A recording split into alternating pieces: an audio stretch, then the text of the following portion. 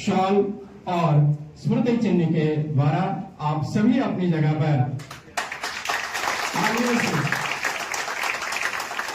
जोरदार तालियां बजनी चाहिए। छोटू भैया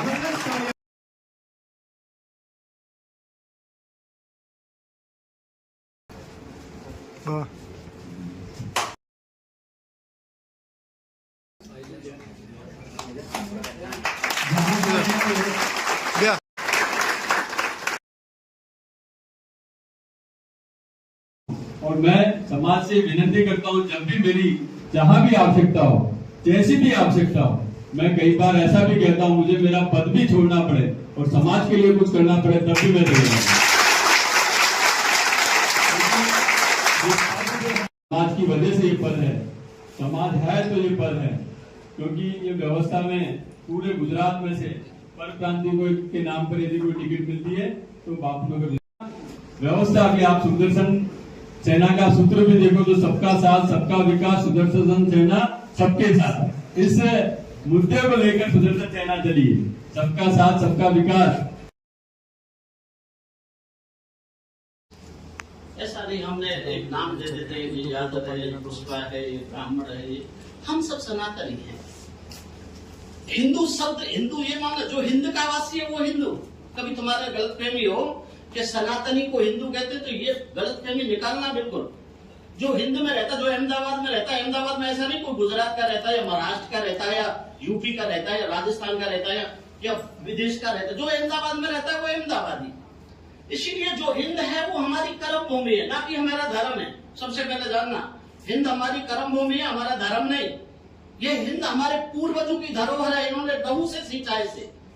ऐसा कोई पूर्वज होगा जिसके लहू से ये हिंद नहीं सींचा हो।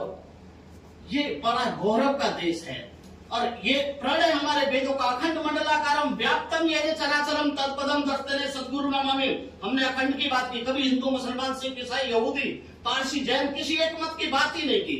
भारतीय संस्कृति वो संस्कृति है जिसने पहली बार मानवता को पशुता में से मानवता की प्रेरणा दी हो। ये हमारे वेदों की धरोहर संस्कृति है।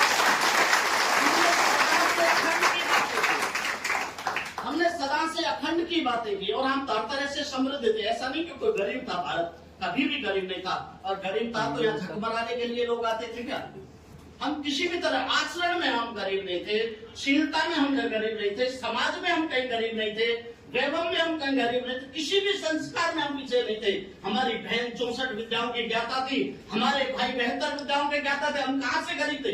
पूरी दुनिया में ऐसी धरोहर शिक्षा नहीं थी जो भारतवर्ष की थी। लेकिन आज हमारे बच्चे कौन सी शिक्षा ग्रहण कर रहे हैं? इसको एजुकेशन कहते हैं क्या? मैं कहता हूँ ये सबसे गंदी एजुकेशन है।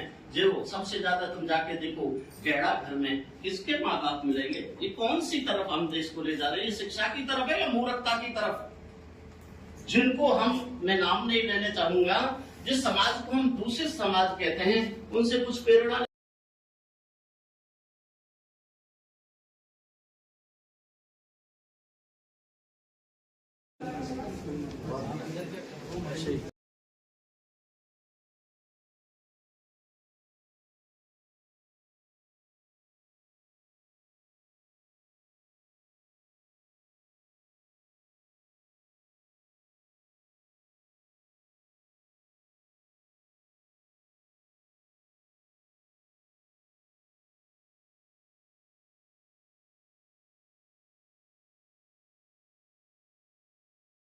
वैसे सुदर्शन सेना का आज अपना औपचारिक और इसका औपचारिक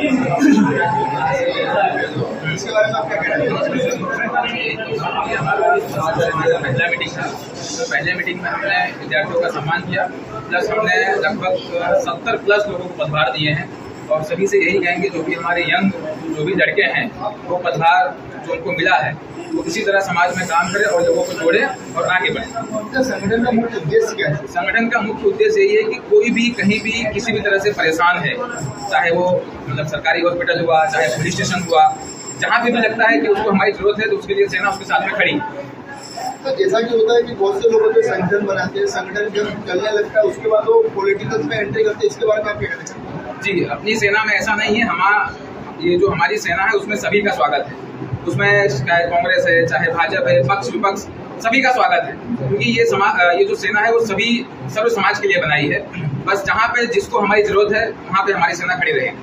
सर, संगठन की तरफ से युवाओं को क्या संदेश देना चाहते हैं? संगठन की तरफ से युवाओं को यही संदेश है कि भाई जो समाज में अच्छे लोग हैं उनको जोड़ा जाए, उनको साथ में लिया जाए, और जो जहाँ पे जैसे भी परेशान है उसकी मदद की जाए। जहाँ पे भी लगता है सेना की जरूरत है तो आप हमसे संपर्क कीजिए, हम उनकी मदद करेंगे। सर, भविष्य में आपकी क्या रणनीति है सेना को लेकर? बस भविष्य में यही रणनीति सुदर्शन की बस एक कारवा ऐसा बने, ये सेना इतनी मजबूत हो कि कहीं पे भी कुछ भी अगर ऐसा होता है अन्याय किसी के भी साथ, तो हम कंधे से कंधा मिलाकर खड़े रह सकें। महिलाओं का अत्याचार बढ़ते जा रहा है, दिन प्रतिदिन आप केस सुन रहे होंगे, इस तरह के केसेस आते हैं, उसको क्या कहना चाहिए सरकार को? तो मैं सरकार से यही कहना चाहूँगा कि जो भी बहन बेटियों के ऊपर अत्याचार हो रहे हैं उसके ऊपर थोड़ा ध्यान दें, और ऐसे जो केसेस होते हैं वो फास्ट ट्रैक केस में चलाए जाएं, और उसका जो निराकरण है वो जल्द से जल्द आए। बस हमारी सरकार से यही मांग है। क्या सर भविष्य में बहनों के लिए भी कुछ संगठन में जगह होगी? जी बिल्कुल होगी। सुदर्शन सेना में सभी का सम्मान है। ये अभी हमारी पहली मीटिंग थी, पहली बैठक थी। अभी हम लगभग 1 या 2 महीने के अंदर हम दूसरी मीटिंग करेंगे, उसमें तमाम हमारी बहनें भी होंगी जिनको पदभार दिया जाएगा।